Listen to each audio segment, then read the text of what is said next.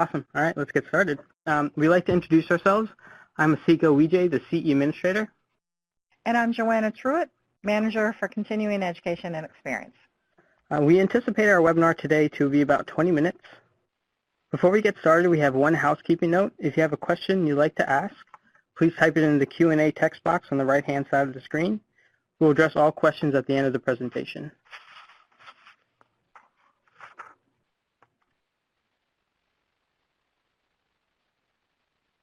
Our agenda for this webinar is to share our plans for using new data we are now collecting to identify content gaps.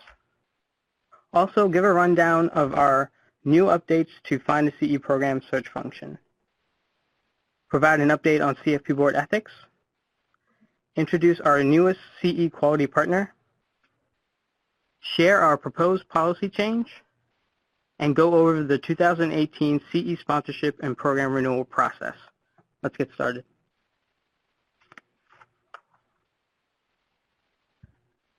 With the additional fields of information that were purposely added to the program submission process, we are now able to collect and report on key data elements that help make key decisions and address some immediate areas of concern.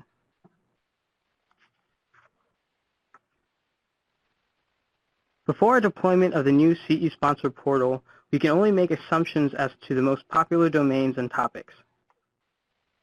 With the principal knowledge topic domain now a required and reportable field, we are in a much better position to begin identifying content gaps.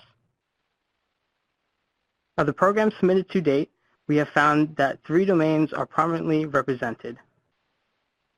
22% fall into general principles of financial planning,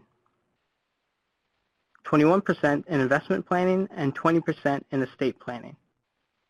And it's not surprising that education planning, our newest domain, is also our least represented subject area. This early pattern isn't a true representation of program content in the course of a year, but it does represent the program submitted since late July, which is typically the start of program submissions for the fall conference season.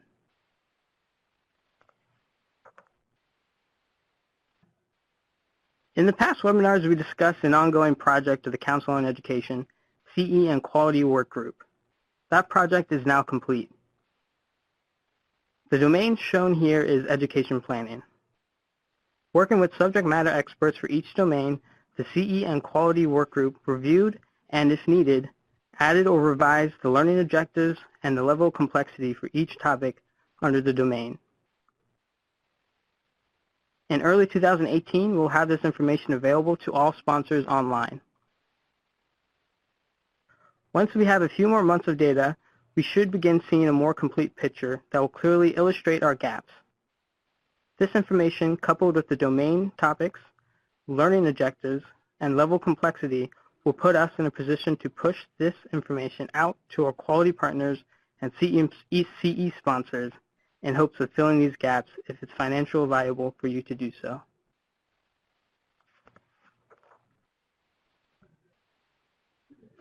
Here's the update on our Find a CE program search function, which we hope to have live by the end of the year.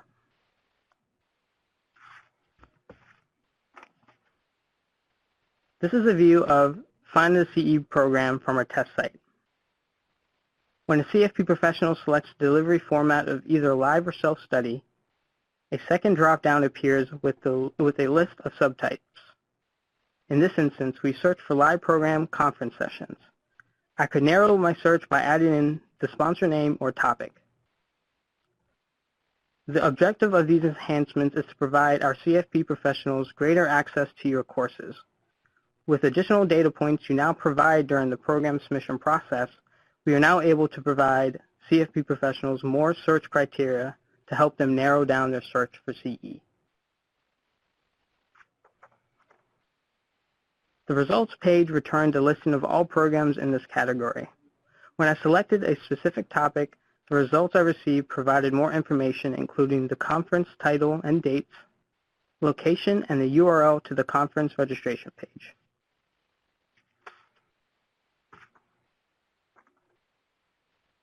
In this example, we conducted a search for live webinars. When I click on the program name, the CFP professional will review the description and learning objectives but also have a link to the webinar information on the sponsor's site. We just finished testing as of yesterday, and we'll send out communications when we have an official go-live date. For those of you that are currently offer CFP Board Ethics or have an interest in doing so in 2018, this update is for you. As all of you know by now, the Board of Directors has reopened the comment period on the new standards beginning January 2nd and ending February 2nd. The Board will ratify the new standard at a special March meeting. Our intent is to be ready to distribute content for the new Ethics CE course shortly after that meeting. To ensure no lapse in course availability for our CFP professionals, we have extended the expiration date for all current Ethics CE to April 30th. The Ethics CE work group has completed the first draft of the PowerPoint slides and instructor notes. They have developed a question bank for the self-study assessment and are currently working on activity options to include case studies. With the majority of the content now being reviewed by a professional standards team, we anticipate finishing course development by January 31st. This will ensure we have only minor changes to make, those changes being contingent on the final decisions the board makes on the final revised standards in their March meeting. Our March newsletter will include a full update. It will include instructions for registering to offer Ethics CE live and/or online, as well as a full plan to ensure a smooth transition from the current course to the new course materials. As part of this transition, we will be scheduling a series of webinars. One webinar for sponsors interested in offering Ethics CE to explain the transition process in greater detail and answer questions. We'll also offer at least 2 webinars specifically designed for those leading live sessions. And 1 webinar will be scheduled for sponsors who intend to offer the course online. All of these sessions will be recorded and available. And of course, the CE team will always be here to answer any of your questions. Since announcing our new quality partners in September, we have added advisors for advisors to our list of organizations with this special designation. For those of you who have questions about the program or who already know that you'd like to be considered for next year, please send an email to cesponsor@cfpboard.org. On or around May 1st, we'll be extending invitations to those of you who have expressed an interest. For those of you who have an interest in participating, this is our submission and review schedule. The process begins with CE sponsors responding to the invitation by returning a quality partner registration form. Once received, this sets in motion a chain of events that includes some back and forth correspondence about programs and courses to be renewed for 2019. From that renewal list, we will select at random 4 to 5 courses for which you'll provide program content or online course access. Course reviews will continue through August with feedback to sponsors being provided as reviews are completed. A formal announcement of our 2018 class of quality partners will be made in the September newsletter.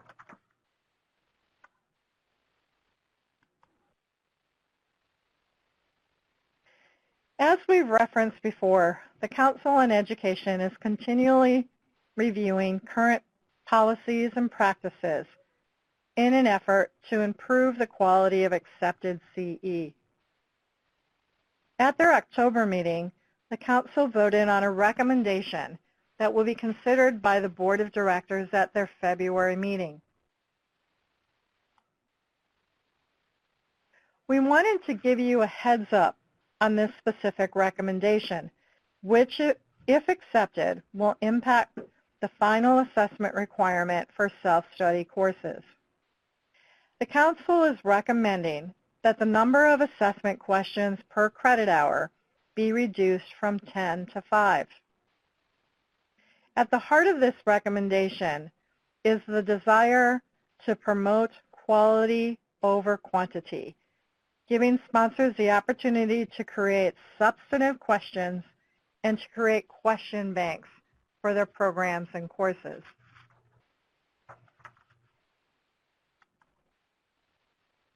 This recommendation additionally recognizes that 5 questions per CE hour would be the minimum required number of assessment questions. The final number of assessment questions beyond the 5-question minimum will be determined by you and related directly to the learning objectives and the competencies identified for each. If the board does accept this recommendation, we will publish a detailed implementation plan in the March newsletter. So as you can tell, we already have a very active March and April shaping up between the proposed policy change and Ethics CE. 2018 is right around the corner, which means we're right in the middle of our renewal period.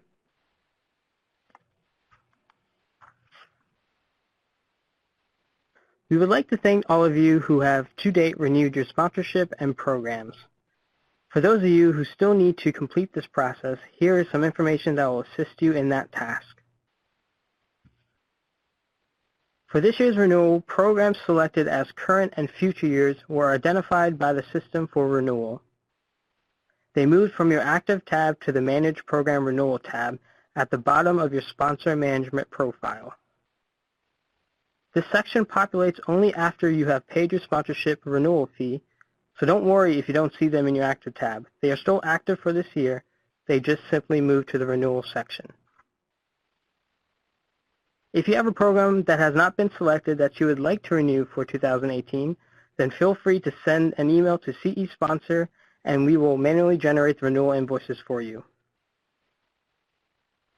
You should expect to receive gentle reminders every 2 weeks through the first week of January. We will close the renewal period early on Monday, January 15th, at which time both your sponsorship and programs will be changed to inactive status. As mentioned in previous broadcasts, there will be no increase in sponsorship or general program fees. Rejoining at a time later in the year is always an option, but we do hope you have found value in your relationship with CFP Board to make the renewal decision an easy one.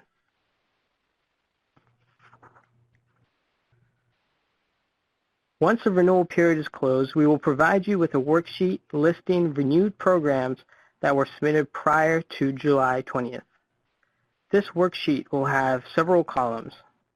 Using a simple drop-down, you will provide us with the missing information such as the program subtype, the life cycle of the program, and the principal knowledge topic.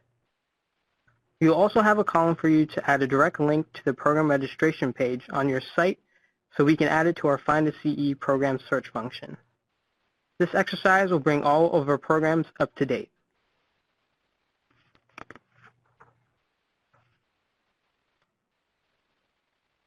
So as promised, we kept this short and sweet.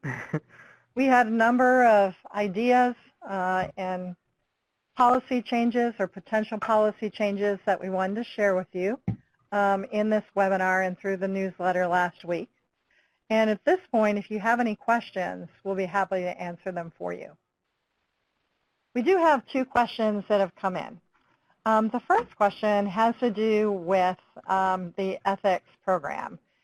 Can I submit an ethics program in January to be given in April under the current policies and guidelines? What I'll say is at this point, unless you already have an active ethics program, we're not accepting new course material. We're extending the deadline date for any currently active program through April 30th. The idea is that on May 1st, we start with a new delivery process for CE Ethics with a new content that'll be provided for you by CFP Board. If you have any additional questions about that, please don't hesitate to send us an email or give us a call. We have a question from Stephanie. Is there a way to get a copy of these slides, or is there a link on the site that we can use for a recap of what's being said? Yes, of course. Every webinar that we do is recorded and placed on the website shortly after, and we'll send you guys a link shortly after. And also, too, when we send our thank you note for participating, we'll go ahead and PDF the PowerPoint, so you've got it as well.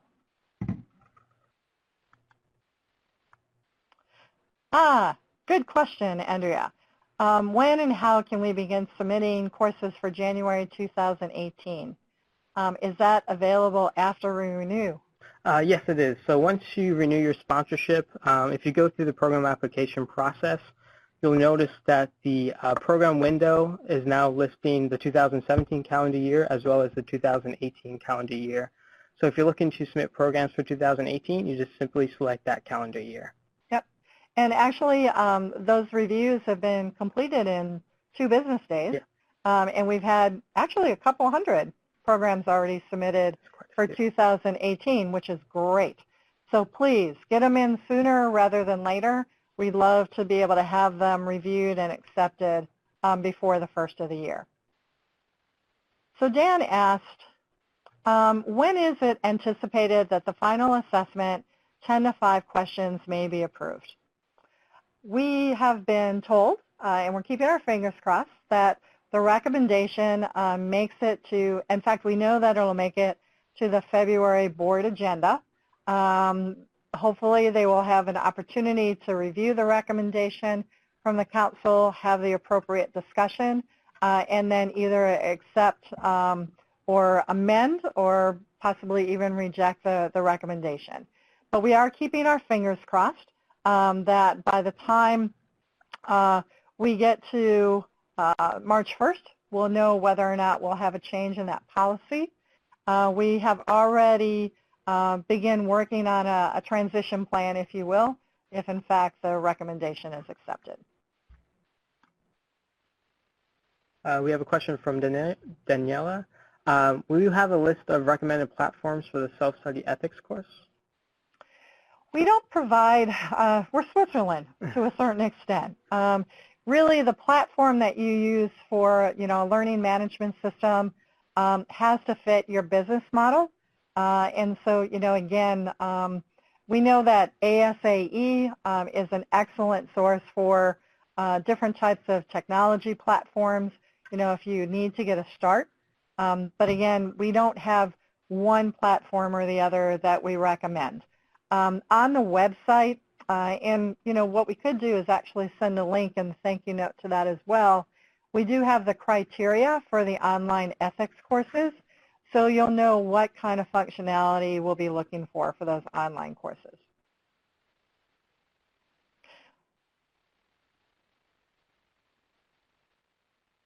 Do we have any other questions from the group?